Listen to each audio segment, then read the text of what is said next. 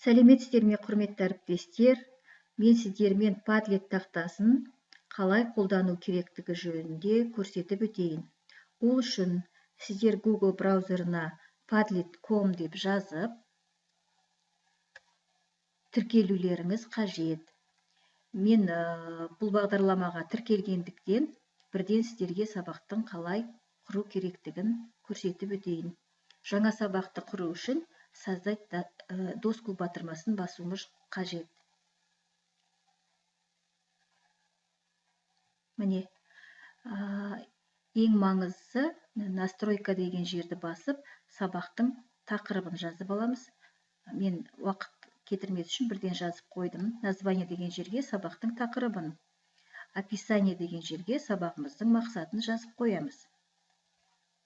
Одан кейін бұл жерде сіздер тақтаның фонын өзгертсеңіздер болады өз қалауларыңыз бойынша. Содан кейін комментарий жазуға рұқсат береміз. Өйткені әр тапсырмадан кейін балалар сол жерге комментарий қалдыру керек. Және бағалауға міне түрлі лайк басып, немесе жұлдызша бағалау қоюға болады. Біз жұлдызшаны орналастырдық. Енді бұл жазғанымызды сохранить деп сақтап аламыз. Бізде сақталды. Енді міне тақтамыз бос, сабағымыз, тақырыбымыз жазылып тұр. Енді мына қосу батырмасын басу арқылы біз осы жерге тақтаға сабағымызды реттеп орналастыруымыз қажет.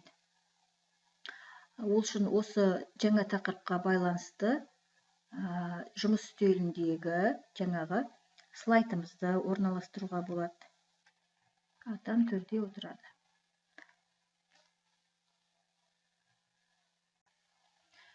Міне атам төрде отырады тақырыбына байланысты біздің жұмыс үстеліндегі презентациямыз жүктелді. Енді балалар астына мысалы баға беру мүмкін, немесе мына жерге комментарий қалдыруы мүмкін. Енді келесі қосу батырмасын басып, тағыда мына жерден тыңдалым бойынша аудиода жазуымызға болады. Мына үш нүктені басып, аудио батырмасын басып, тыңдалым мәтінін жазуға өте қолайлы. Төр қонақ бөлменің жоғарғы жағы. Ол жасы үлкен адамдар, қонақтар отыратын сыйлы орын. Қазақ үйге келген қонақты төрлетіңіз, төрге шығыңыз деп қарсы алады. Көрпе төсеп, жастық қойып, төрге отырғызады, құрмет көрсетеді.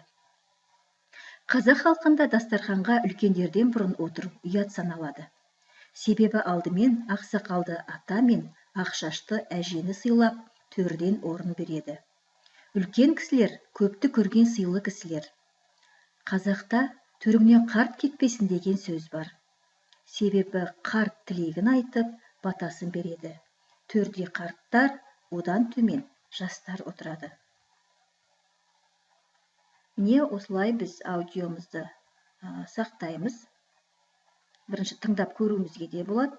Егер ұнамаса, қайтадан жазуларыңызға болады. Міне біздің аудиомызды осы жерге жүктелді. Енді осы тыңдалым негізінде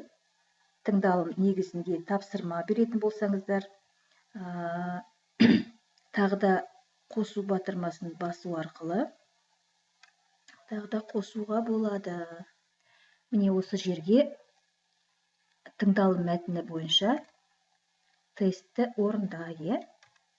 Енді осы жерге сіздер дайын тестті жұмыс үстелінен жүктей аласыздар, немесе Google формда орындалған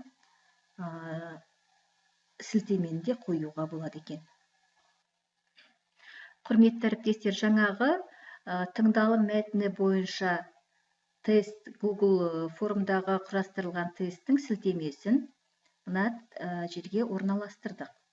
Енді бұл Padlet тақтасының ең жаңағы қолайлылығы, бұл жасаған дүниемізді жаңа сабағымызды оқушылармен бөлісуге болады. Ол үшін міне поделиться деп почтада немесе мессенджерде бөлісе аламыз. Копировать ссылку Міне, жаңағы біздің ссылкамыз көшірілді.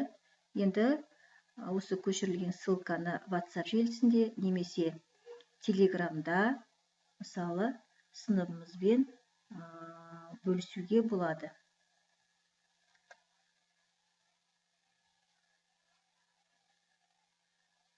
Міне, біздің сабағымыз жаңағы балалардың тобына жүктеліп кетті. Енді олар осы жерде барлық сабақтың тыңдалымды тыңдай алады, тестті орындай алады, сілтемені баса отырып, өз ойларын әр тапсырманың астына комментарий жазу мүмкіндіктері бар. Назарларыңызға рахмет.